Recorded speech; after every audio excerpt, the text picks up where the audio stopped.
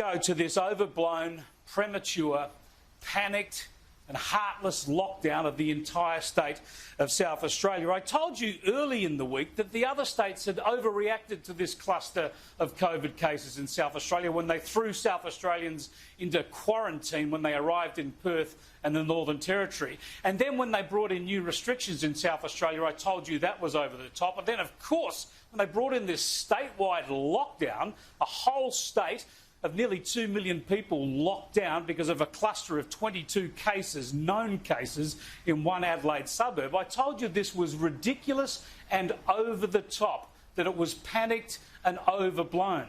Well, yesterday, first up, we had 0 new cases when they'd only had half a day of lockdown. Today, no new cases outside quarantine. So clearly this has been panicked and overdone.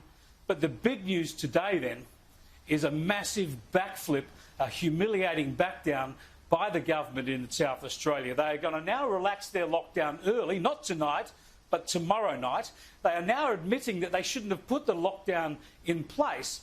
And they're blaming it all. They're blaming their entire overreaction, which has created enormous hardship for people right across the state. They're blaming it on one pizza worker. They are saying that a person who picked up COVID and told them he only had a pizza delivered to them, when they found out now he actually worked in the pizza bar for a couple of days, that changed everything. So what went on in this pizza bar changes everything, according to the South Australian government. They're saying if they knew this bloke worked in the pizza bar for a couple of shifts rather than just picked up a pizza, they would not have shut the state down. What a joke. Have a listen here to Grant Stevens, who's the Police Commissioner in South Australia. That clearly changes the circumstances, and had this person been truthful to the contact tracing teams, we would not have gone into a 6-day lockdown. Really? What a load of nonsense. The idea that the whole state of 2 million people could be shut down because of a different story from one pizza worker is outrageous. But that is the argument that the Premier is going with. To say that I am fuming about the actions of this individual is an absolute understatement. The selfish actions of this individual have put our whole state in a very difficult situation. His actions have affected businesses, individuals, family groups, and is completely and utterly unacceptable. Now, this is buck-passing by the Premier, and this is dangerous buck-passing because just about everybody in South Australia wants to lynch this person now if they can find out who he is. But this is buck-passing from a really damaging, panicked, grandstanding decision to shut down a whole state and blaming it on one bit of information from one person who was talking to the contact tracers. Anybody who's followed these issues around the world all year knows that people lying to contact tracers is a problem. Often people don't want to say where they've been. They don't want their wife to know where they've been. They might not want the tax officer to know where they've been working. You can't shut down a whole state based on the word of a pizza worker or suggest that the whole decision hinged on the word of a pizza worker.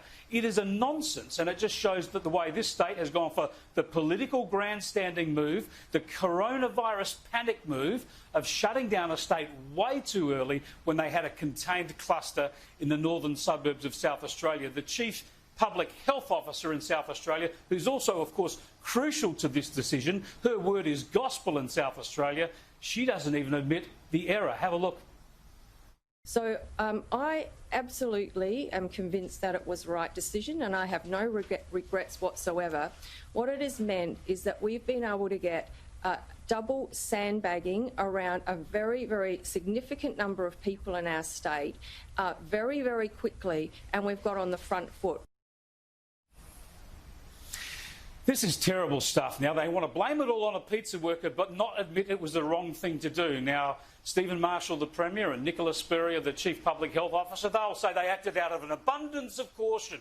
Everyone's worried about this killer virus, you know, the new radical Adelaide strain they talked about. All nonsense. An abundance of caution. Where was the abundance of caution for people's livelihoods? Where was the abundance of caution for people's education? Where was the abundance of caution for somebody's business? Where was the abundance of caution for families who had funerals scheduled for today or weddings scheduled for tomorrow. No caution for them, just panic and grandstanding for a shutdown, a lockdown that never should have been ordered. And this is not just me with the wisdom of hindsight. You know we've been saying this all week, but it's also based on some of the very best medical advice in this country. In fact, on this very program yesterday, we had Professor Peter Collignon from the Australian National University, who was very, very sceptical about what Nicola Spurrier was saying yesterday. Have a look. We have no new cases to report, and I'm really pleased with that news. But you might be saying, why have we got no new cases and yet I'm not able to get out of the house? Peter, it's a great question. No new cases, only 22 old ones, and they're locked down across that state. Can you understand it?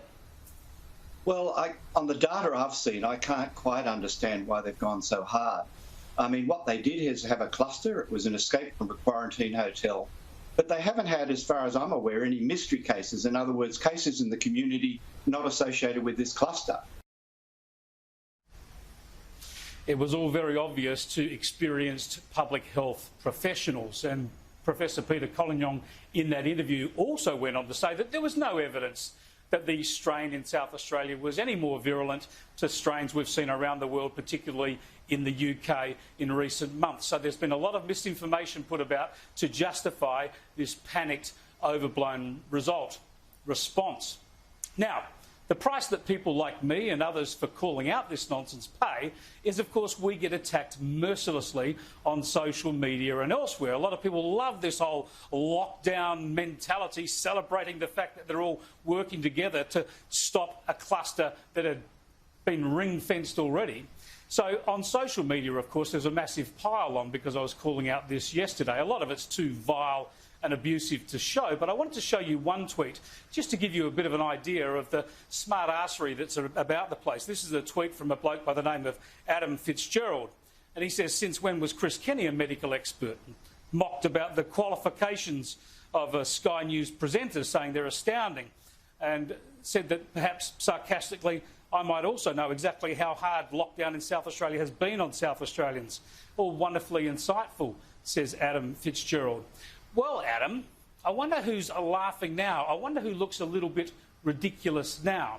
As I said, we've based our commentary and analysis and criticism on experience with this virus around Australia and around the world, and on the best medical advice. It's a pity that the authorities in South Australia haven't done the same. What's gone on here is so obvious that we can see it from right around the country. You've got a Premier and a public health officer who are panicked and grandstanding. They want to get up there like Daniel Andrews with their North Face jacket on every day and be the saviour of their state. It was never necessary. They're using the pizza guy as a scapegoat, and they've done enormous damage to the state. There are people who have thrown out tens of thousands of dollars worth of produce in their businesses. There are people whose families have been kept apart, whose weddings have been postponed, funerals postponed. And it was obvious from the start here that this was a dramatic, overblown, panicked overreaction. The answer here needs to come from the Premier. He hasn't apologised yet. He and Nicola Spurrier should apologise and consider resigning their jobs. They won't do that. They've got too much support in South Australia. But what they really must do then is to change the way they make decisions in that state. You can't just have the Premier and the Chief Public Health Officer making these decisions in a bubble in such a panicked and grandstanding way. They've got to take such big decisions as shutting down a whole state. They've got to take much deeper soundings from much wider range of advice, because that is a big decision. And in this case in South Australia, they've made it, they reckon, on the back of a pizza worker's evidence. What a disgrace.